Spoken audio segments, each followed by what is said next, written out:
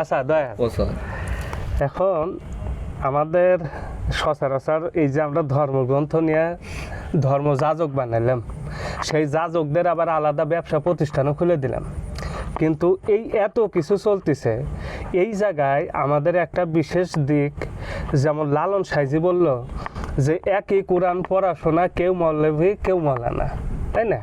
কোরআন কিন্তু একটাই, একজন মৌলভী হচ্ছে, একজন মৌলানা হচ্ছে।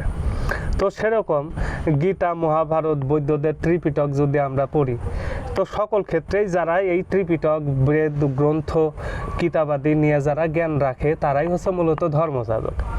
এখন ধর্মযাজকরা মূলত এই ধর্মগ্রন্থটা পেল কোথায়?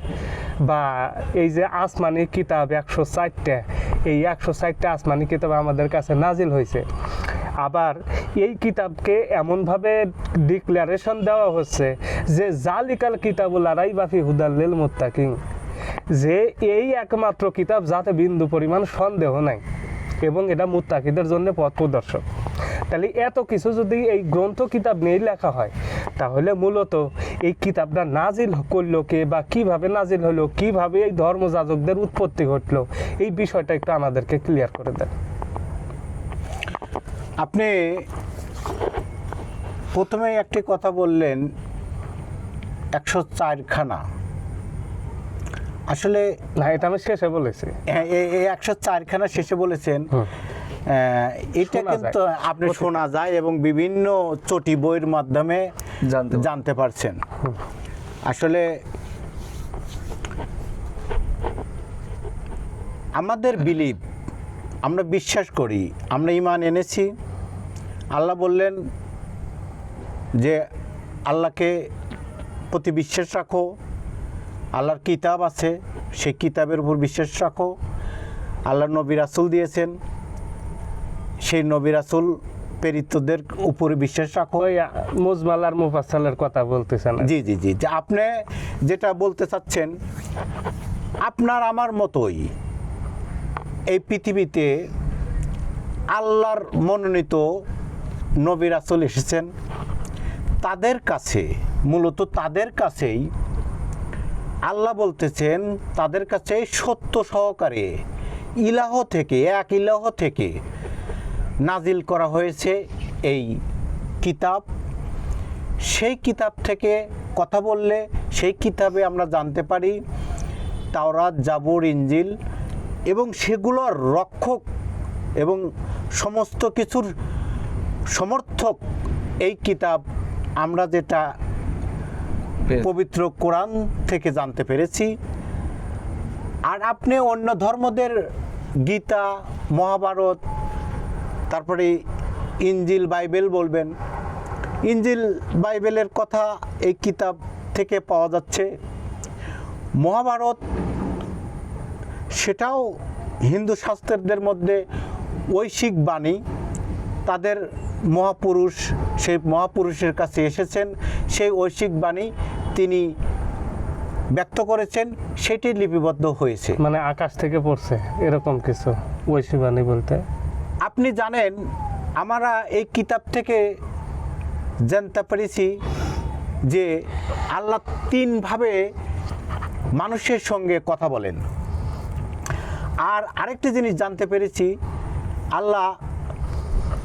আল্লাহর নবী মুসার সঙ্গে তিনি কথোপকথন করেছেন। তো আল্লাহ কিভাবে কথোপকথন করবেন আল্লাহ ভালো জানেন। এই বিষয়ে আপনি প্রশ্ন করা কেমন যেন একটু অনুমানে কথা বলা কেমন হলো না? না, আসলে আমার এই কথা বলাটা অনুমান না। কেন? যেহেতু আপনারা বলতেছেন এই কিতাব একমাত্র গ্রন্থ যাতে বিন্দু পরিমাণ সন্দেহ নাই, তো সন্দেহ যদি নাই থেকে থাকে, তাহলে আপনি তো আমাকে ক্লিয়ার করে দিবেন যে কিতাবটা এইভাবে আসছে, এইভাবে নাজিল হয়েছে, এইভাবে মানুষের কাছে প্রচারিত হয়েছে, এটা তো আপনি আমাকে ক্লিয়ার করে দিবেন।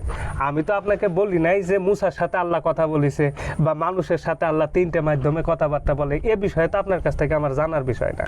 আপনি বোধহয় আমার কথায় মনোনিবেশ করেননি, তাই আপনি আবার ওইটা জিজ্ঞেস করলেন। আমি বলেছি যে আল্লাহ পাক আপনার আমার মতো এই পৃথিবীতে নবী রাসূল প্রেরণ করেছেন, সেই নবী রাসূলের মাধ্যমে, তার ওহির মাধ্যমে তিনি ইলহাম হয়েছে, তিনি বলতেছেন তোমার আল্লাহর এক ইলাহ থেকে সত্য সহকারে তোমার নবীর উপরে বা নবীর উপরে তিনি নাজিল করেছেন এই কিতাব।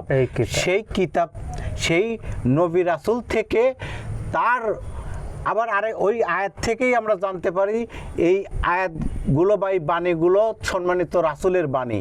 তো আমরা সম্মানিত রাসূলের মুখ থেকে এই কিতাবগুলো পেয়েছি, এই আয়াতগুলো পেয়েছি, এই সূরাগুলো পেয়েছি। আচ্ছা, সুন্দর। এখন রাসূলের কাছ থেকে এই কিতাবটা পাইছেন। জি। এখন রাসূলকে আল্লাহ কিতাবটা দিয়ে দিছে। জি। এখন এই দেওয়ার মাধ্যমটা কি? আপনাকে আমি বারংবার অবগত করেছি যে আল্লাহ বলতেছেন আমি সত্য সহকারে ওহির মাধ্যমে নাজিল করেছেন। আচ্ছা, তো এখন ওহির মাধ্যমে যদি এটা নাজিল করে থাকে, জি, তো এইটা কি এরকম ভৌগোলিক একটা পৃথিবীতে নবী রাসূল আসলো তাদের উপরে নাজিল করলো, এরকমই তো বিষয়টা নাকি? আপনি যেরকম মন খুশি ইচ্ছা করতে পারেন। না, আমি ইচ্ছা করব কেন? আপনি এইটা আমাকে ক্লিয়ার করে দেন।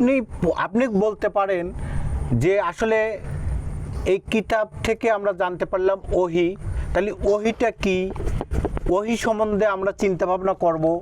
ওহি সম্বন্ধে যেহেতু আল্লাহ বলতেছেন যারা জ্ঞানী তারা জ্ঞানীরা আমার নিদর্শন নিয়ে চিন্তা ভাবনা করবে, গবেষণা করবে, তো আপনি সেটা বলতে পারতেন। তো সেটা এড়িয়ে আপনি যে ধরনের মানে প্রশ্ন করেন, এটা আপনার মানে অজ্ঞতার পরিচয় দেয় এবং আপনার মনের যে খেয়াল খুশি মতো আপনি প্রশ্ন করছেন। আসলে অনেক প্রশ্ন হয় না আপনার। আচ্ছা আচ্ছা, ওকে। আচ্ছা মামা, এবার আসো।